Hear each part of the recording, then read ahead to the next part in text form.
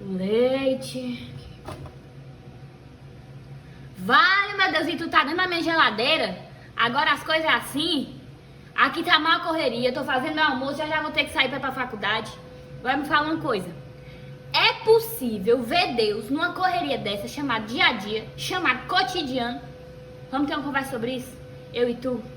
Tu tá precisando, né? Tô sabendo. Tchau! Olá! Olá, olá, olá, olá, olá! Bom dia, boa tarde, boa noite! Que bom que você aceitou o meu convite pra gente bater esse papo agora.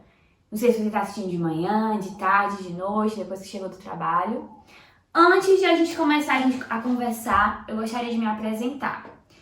Meu nome é Maian, eu tenho 21 anos, sou membro da Igreja Batista Betel, sou universitária, sou filha, sou irmã, sou amiga, sou namorada, futura noiva e esposa, se Deus permitir. E a gente vai bater um papo sobre um assunto que, pra mim, nem sempre foi muito fácil de entender, muito menos de viver. Deus e o meu cotidiano, Deus e o meu dia a dia. Será que no mundo hoje, tão corrido igual a gente vive, ouso dizer que nunca se viu jovens tão ocupados com seus próprios afazeres? É possível realmente a gente ver Deus, ver Cristo no cotidiano? Vamos entender um pouco sobre isso. A primeira coisa que eu gostaria de falar é que a Bíblia, ela sim, nos leva para esse lugar onde nós temos que permanecer durante o dia, durante vários momentos, constantes. Então, quando a Bíblia fala lá em 1 Coríntios que tudo é para a glória de Deus, tudo é tudo, inclusive o nosso dia. Quando em 1 Tessalonicenses é falado sobre orar sem cessar. O que é sem cessar? Sem parar. E se eu não paro, eu estou fazendo durante o meu dia a dia. Quando Paulo fala lá em Filipenses, tenham sempre alegria no Senhor. Mais uma vez lhes digo, tenham sempre alegria. O sempre também inclui o meu dia a dia, né? São textos que nos levam e nos fazem entender que existem algumas coisas que nós realmente precisamos fazer durante o nosso dia a dia. Portanto, nós precisamos ver Deus no nosso dia a dia. E aí o primeiro ponto que eu gostaria de falar aqui rapidinho, vai ser uma conversa super rápida, que destravou minha cabeça foi quando eu entendi a diferença do sagrado e do secular. Muitas vezes a gente como cristãos, a gente começa a separar essas duas coisas. Então, por exemplo, eu tava no cursinho e eu estudava, e eu chegava a me sentir culpada, né, em relação ao meu relacionamento com Deus. Eu pedia perdão várias vezes ao dia. Senhor, me perdoa por estar gastando mais tempo com os meus estudos do que aos teus pés, do que num devocional, por exemplo.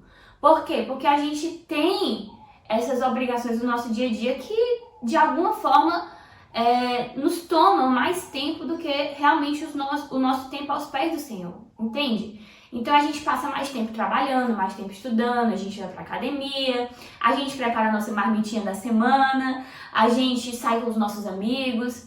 E nesses momentos, será que a gente consegue ver o Senhor? Então muito desse problema vem porque a gente separa demais a nossa vida em duas partes. A parte da Maian secular e a parte da Maian que é sagrada. A parte de quando a Maian tá nos cultos, de quando a Maian tá no devocional, de quando a Maian tá na ministração, entendeu? E a parte onde a Maian tá estudando, a parte onde a Maian pode estar trabalhando, né? A parte de quando a Maian tá com os amigos. Então, quando eu estou fazendo essas coisas seculares, é como se eu não quisesse, ou como se o Senhor não quisesse estar nesse momento do meu dia. Mas a gente precisa mudar essa mente. Quando nós nos tornamos filhos justificados, a nossa vida começa a ser uma vida de consagração. Então, tudo que eu faço precisa ter a mão do Senhor. Eu li um texto, nesse livro aqui, é o último capítulo do livro Em Busca de Deus, do A.W. Tozer. Eu vou ler um pedacinho pra você, se não sai, a gente tá conversando. Fecha o teu olho e presta atenção nisso aqui. Gente, isso aqui explodiu a minha cabeça. Ele fala assim: podemos enfrentar o problema? Que problema? Dessa separação entre sagrado e profano, sagrado e secular, de uma forma muito exacerbada. Enfrentar o problema com sucesso apenas mediante o exercício de uma fé agressiva, crendo que o Senhor está no nosso cotidiano. Devemos oferecer todos os nossos atos a Deus e crer que Deus os aceita. Então, nos agarraremos com firmeza a essa posição e continuaremos insistindo em que cada ato de cada hora do dia e da noite seja incluída nessa devoção. Nos nossos períodos de oração em privado, lembremos continuamente que realizamos cada ato para a glória de Deus. Mas isso é óbvio. Se eu estou no momento de devocional e orando, é claro que eu vou entender que aquilo é para a glória de Deus. Mas aqui vem a chave, presta atenção. E então, complementemos esses momentos com 1000 pensamentos e orações, à medida que dermos continuidade ao trabalho de viver. No momento que a gente está vivendo, a gente não consegue. Por exemplo, eu estou assistindo uma aula, a professora está dando aula, eu não consigo, durante a aula, ficar orando, Senhor, isso é para a tua glória, para a tua glória. Mas ele dá uma dica. Durante o nosso trabalho de viver, as coisas seculares, ele fala assim, preenche esses momentos com 1000 pensamentos e orações. Isso é o orar sem cessar. Não é o orar 30 minutos por dia, é o orar sem cessar. Um constante relacionamento vertical. Eu toda hora tô aqui com Deus, entendeu? Senhor, não tô entendendo nada dessa matéria, mas tu vai me ajudar a entender essa matéria, entendeu? Pratiquemos a fina arte de fazer de cada obra uma ministração sacerdotal. Creiamos que Deus está em todos os nossos feitos, simples ou não, e aprendamos a encontrá-lo nesses atos, Cara, isso destravou a minha cabeça. Na hora que eu entendi que a minha vida é uma vida de completa devoção ao Senhor, assim, foi outra coisa, porque eu comecei a viver sem me sentir culpada de estar vivendo, porque eu só achava que o Senhor recebia o meu coração, as minhas atitudes, o Senhor só queria que eu estivesse dentro do meu quarto, lendo a Bíblia, tendo um momento ali de oração e tal, e quando eu entendi isso ficou mais fácil. Mas aí, beleza. Não existe separação entre o sagrado e o secular. A minha vida é inteira consagrada a Deus. Não estou dizendo que o seu trabalho substitui o seu devocional. Tenhamos o bom senso, Mas, beleza, entendi isso. Existe outra coisa que eu não sei se você chegou aqui esperando encontrar uma fórmula, assim, uma fórmula igual de fazer um bolo. Uma fórmula igual de fazer um bolo para como ver Deus no meu cotidiano. Não é assim. Não existe fórmula de bolo.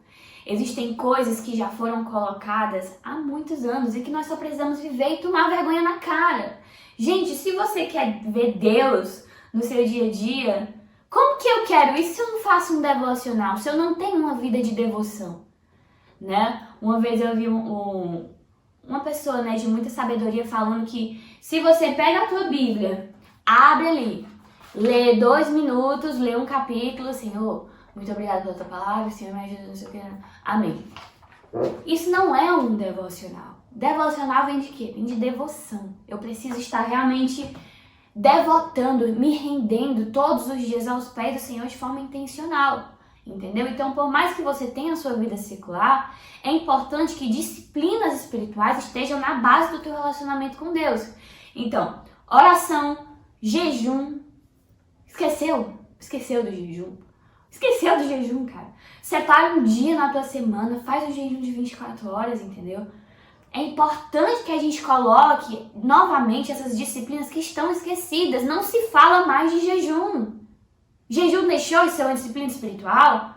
Jesus falou sobre jejum, ele frisou, ele fez jejum. Então por que nós vivemos a nossa vida cristã como se isso não existisse? Entende?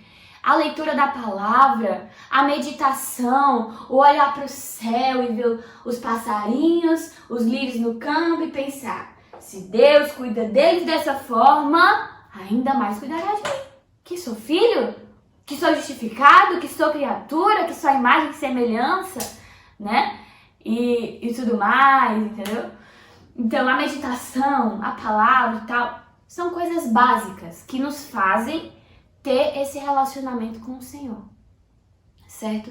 Então, talvez você tenha entrado nesse vídeo com a motivação de encontrar, se você ler esse versículo, esse plano, esse cronograma, você vai conseguir ver Deus no teu dia. Ou então, se você ler esse livro, você vai destravar isso na tua cabeça. Mas eu não posso chegar aqui e falar isso, porque não existe. É o simples, bem feito. Eu queria, em especial, falar para as pessoas que são perfeccionistas, metódicas, coléricas, assim como eu sou, entendeu? Pessoas que se apegam muito aos detalhes, às metas. Uma vida de perfeição diante do Senhor, ela não existe. Não existe, né? 1 Coríntios 13:10, eu vou lá até ler aqui para vocês. Olha aqui como ele fala. Mas quando vier o que é completo, o que é perfeito, então o que é imperfeito será aniquilado. Assim, nós não temos como alcançar essa vida de perfeição agora. Nós estamos num processo de santificação. Nós somos justificados, estamos sendo santificados e seremos glorificados. Essa vida de santificação inclui os nossos erros. Então, se você, que é muito apegado aos detalhes, não conseguiu fazer o devocional na segunda-feira, não para ele durante a semana, continua na terça, continua na quarta.